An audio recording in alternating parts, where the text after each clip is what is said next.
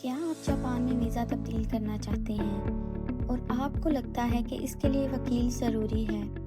تو رکیں، یہ ویڈیو آپ کو ہزاروں ین بچا سکتی ہے اور سکھائے گی کہ آپ سب کچھ خود کیسے کر سکتے ہیں۔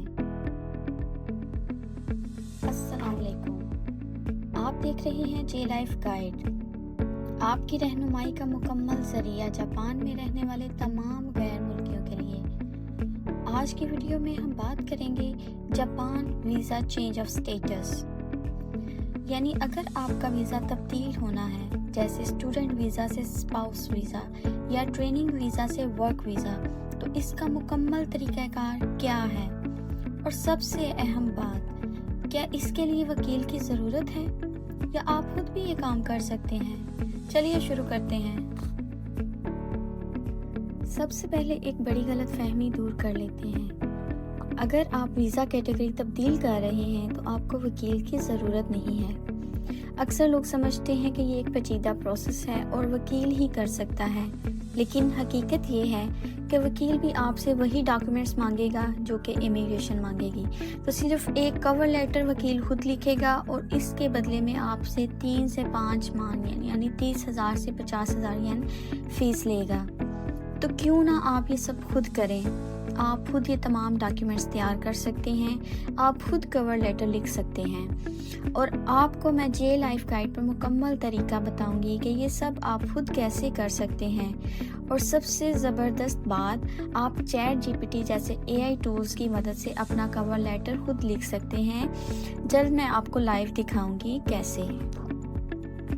اب آتے ہیں اصل پروسیس کی طرف۔ سب سے پہلے یہ سمجھتے ہیں کہ ویزا چینج آف سٹیٹس ہوتا کیا ہے۔ یہ وہ پروسیس ہوتا ہے جس میں آپ اپنی رہائش کی نوعیت یعنی ظاہری و شکاکوں کو ایک کیٹیگری سے دوسری میں تبدیل کرتے ہیں۔ مثال کے طور پر اسٹوڈنٹ ویزا سے اسپاؤس ویزا میں آپ جاتے ہیں، یا پھر trainee visa to work visa, اور technical intern visa to engineer visa.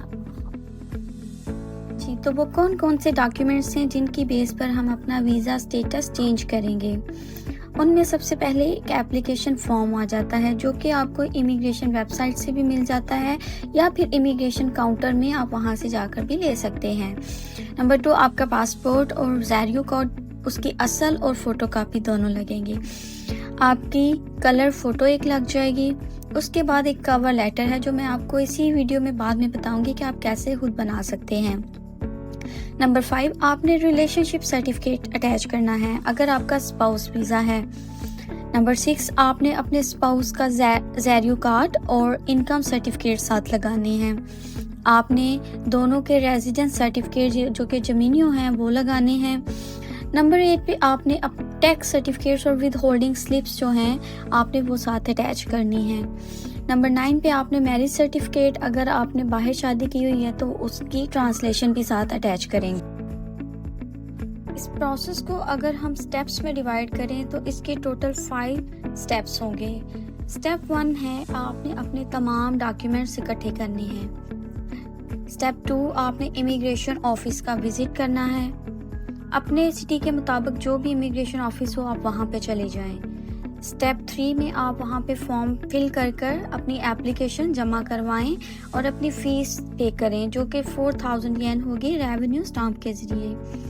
Step 4 میں آپ امیگریشن سے پوسٹ کارڈ یا فون کال ریسیو کریں گے جس میں آپ کو ایک نوٹیفیکیشن آئے گا۔ اور سٹیپ 5 میں اگر آپ اپروو ہو گئے تو آپ کو نیا ظاہری کارڈ مل جائے گا۔ اس کا ٹوٹل پروسیسنگ ٹائم جو ہے وہ عام طور پر 1 سے 3 مہینے بھی لگ سکتے ہیں۔ اب بات کرتے ہیں کور نوٹ کیسے لکھا جائے۔ یہ وہ ڈاکیومنٹ ہوتا ہے جس میں آپ لکھتے ہیں کہ آپ کیوں ویزا تبدیل کرنا چاہتے ہیں۔ اگر آپ کو لکھنے میں خود مشکل ہو رہی ہو تو چیٹ جی پی ٹی جیسے AI ٹول کا استعمال کریں گے۔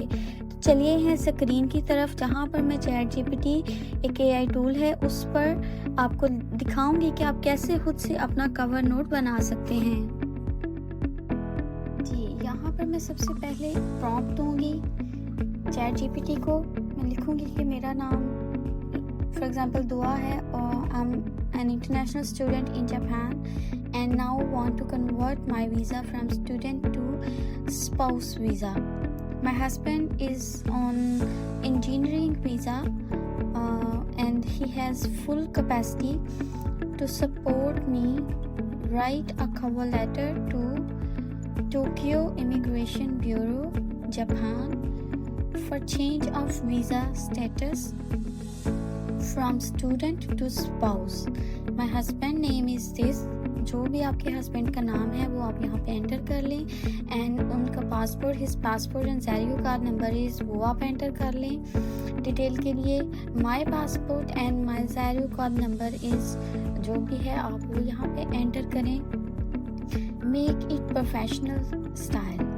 جی کمانڈ دے دی ہے, یہ دیکھیں with in seconds chat G P T ایک پروفیشنل سا کور نوٹ ہمیں بنا کر دے دے گی جس میں وہ تمام ڈیٹیلز مینشن کرے گی آپ کے کیس کے سینیریو کو دیکھتے ہوئے. جی اس کے بعد اگر ہم چیٹ جی پی ٹی کو کہیں کہ ہم نے اس کا پرنٹ لینا ہے تو ہم ایسے تو پرنٹ نہیں لیں گے, تو ہم اس کو کہیں گے کہ اس کو پی ڈی ایف کی فارم میں ہمیں جنریٹ کر کر دے دو, تو وہ ود ان سیکنڈز آپ ہارڈلی 10 سیکنڈ لگائے گی اور آپ کو ایک پی ڈی ایف کی فارم میں آپ کا کور نوٹ مل جائے گا.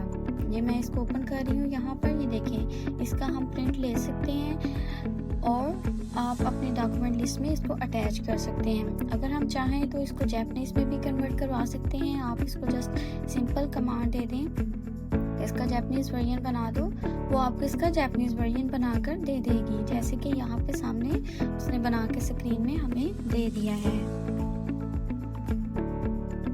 کچھ لوگوں کی اپلیکیشن اس لیے ریجیکٹ ہو جاتی ہے کیونکہ وہ ڈاکیومنٹس مکمل نہیں ہوتے, ان کے کوئی وجہ واضح نہیں لکھی ہوتی انہوں نے کور نوٹ میں, یا پھر ان کی جو انکم پروفائل ہے وہ ویک ہوتی ہے, یا غلط ویزا کیٹیگری منتخب کی جاتی ہے.